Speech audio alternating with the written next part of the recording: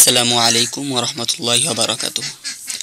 শ্রদ্ধেয় আমার প্রিয় ছাত্রছাত্রীগণ, আজকে তোমাদেরকে যে বিষয়টা নিয়ে পড়াবো সেটা হলো আরবি পাঠ, এবং যেটা পশ্চিমবঙ্গ মাদ্রাসা শিক্ষা পর্ষদের তরফ থেকে দশম শ্রেণী অর্থাৎ আলিম দ্বিতীয় বর্ষের জন্য ধার্য করা হয়েছে।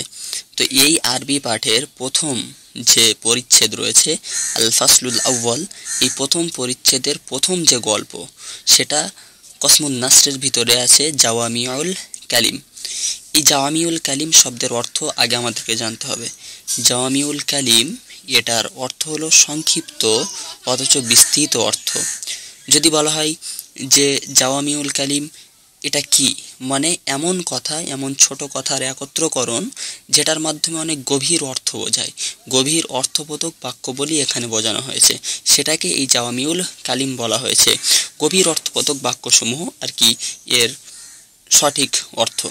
যাই হোক, নবী করিম সাল্লাল্লাহু আলাইহি ওয়াসাল্লামকে আল্লাহ পাক এমন গুণ দান করেছেন যে তিনি অল্প কথায় অনেক অর্থ প্রকাশ করতেন। তো সেই বিষয়টুকুই আমরা এই গল্প থেকে জানব।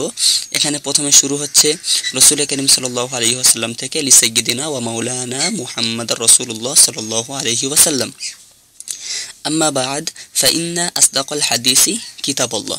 এখানে নিশ্চয়ই বুঝতে পারছো যে ফাইন্না, ইন্না নিশ্চয়ই, আসদাক মানে সর্বাধিক সত্য কথা, আল হাদিস, আল হাদিস মানে কি কথা, হাদিস অনেক রকম মানে আসে।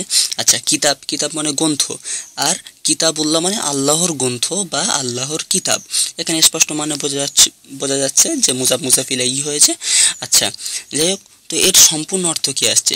ইন্না মানে নিশ্চয়ই, আসদাক মানে সর্বাধিক সত্য কথা, আর হাদিস মানে কথা বা হাদিস, আর কিতাব মানে গ্রন্থ। তাহলে একত্রকরণে মানে কি আসবে? যে নিশ্চয়ই সর্বাধিক সত্য কথা হলো আল্লাহর কিতাব। সিম্পলি মানে এর ব্যাখ্যা আমাদের কি হবে এই লাইনের? এই কারণ এখানে তো আমি প্রথমে বলেছি যে এমন কথা এখানে বলা হবে যেগুলো রাসূল করিম সাল্লাল্লাহু আলাইহি সাল্লাম খুব ছোট অর্থে বলেছেন, কিন্তু তার অর্থ, তার মানেটা ভীষণ রয়েছে। এজন্য করে এই প্রথম লাইনের যে ব্যাখ্যা আছে সেটা একটু শোনো। এখানে এই লাইনটি আমাদের বুঝিয়ে দিচ্ছে যে কোরআনই হলো সর্বশ্রেষ্ঠ ও সর্বাধিক সত্য কথার উৎস। মানে কোরআনটাই শ্রেষ্ঠ এবং সবচাইতে সত্য কথা জানার মতো উৎস। মানব রচিত কোনো বক্তব্য এর সমান হতে পারে না। পৃথিবীতে অনেক গ্রন্থ রয়েছে যেগুলো মানুষের দ্বারা রচিত হয়েছে, কিন্তু সেই গ্রন্থের বক্তব্য এই গ্রন্থের সাথে কোনো রকমভাবে একত্র করা যাবে না। আচ্ছা, পরের লাইনে বলছে যে ওয়া আউসাকুল উরা কালিমাতুত তাকওয়া। আচ্ছা, ওয়া মানে বুঝতেই পারছো, এবং আউসাক মানে কি সবচেয়ে দৃঢ়, মানে অত্যন্ত দৃঢ় কথা হলো। উরা মানে বন্ধন সমূহ মানে আছে। আচ্ছা, কালিমা মানে শব্দ, বোঝাই যাচ্ছে। তাকওয়া মানে তাকওয়া।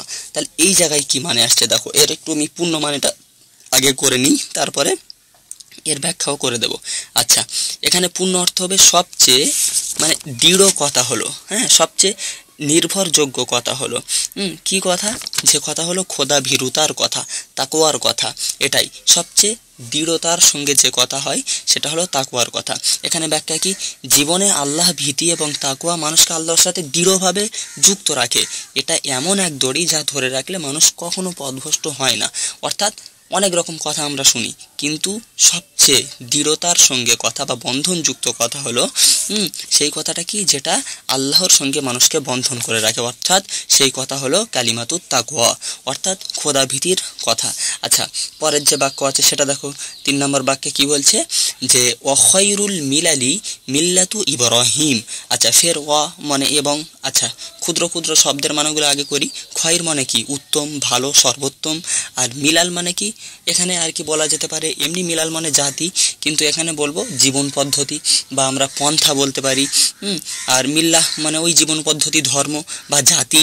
আচ্ছা, ইব্রাহিম আলাইহিস সালাতু ওয়াস সালাম, তো ইব্রাহিম আলাইহিস সালাতু ওয়াস সালাম সব। এবারে আমি এর ফুল মানে করছি। এর পুরো অর্থটা হবে সবচেয়ে উত্তম জীবন পদ্ধতি হলো ইব্রাহিম আলাইহিস সালাতু ওয়াস সালামের জীবন পদ্ধতি।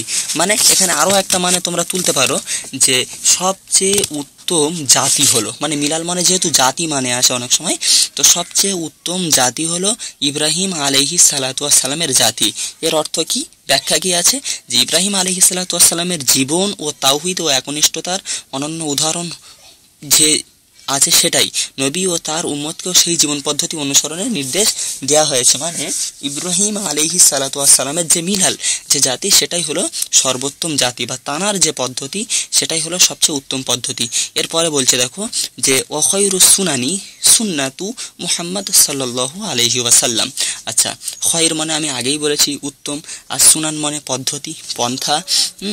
আর কিন্তু এখানে যেহেতু বহু বচন এসছে, পথ সমূহ মানে আসবে, সুন্নাত সমূহ মানে আসবে, আর সুন্না মানে এটা এক বচনে এসছে, সুন্নাত বা পথ, আর মুহাম্মদ সাল্লাল্লাহু আলাইহি ওয়াসাল্লাম তো মুহাম্মদ সাল্লাল্লাহু আলাইহি ওয়াসাল্লাম আসবে।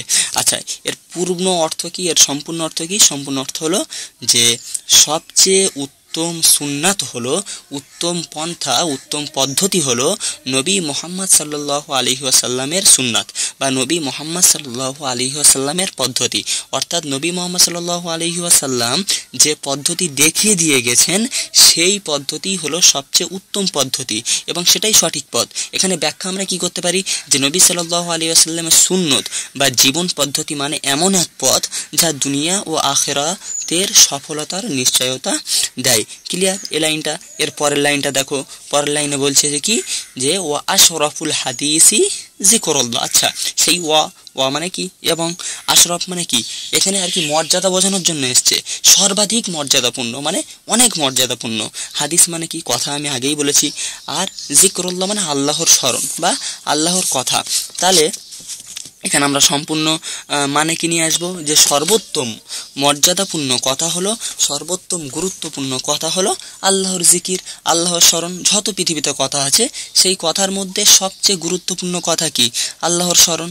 আচ্ছা, ব্যাখ্যা আমরা কি করব, যে মানুষের মুখ থেকে যে কথাই বের হোক না কেন, সবচেয়ে সম্মানিত উচ্চারণ বা সম্মানিত কথা হলো আল্লাহর নাম স্মরণ করা। কারণ কি? কারণ মানুষের আর কি জিক্র মানুষের অন্তরকে পরিশুদ্ধ করে। আচ্ছা, এই যে কয়েকটা লাইন আমরা পড়লাম, মানে কোন পর্যন্ত পড়লাম, যে ওয়া আশরাফুল হাদিসি যিকরুল্লাহ।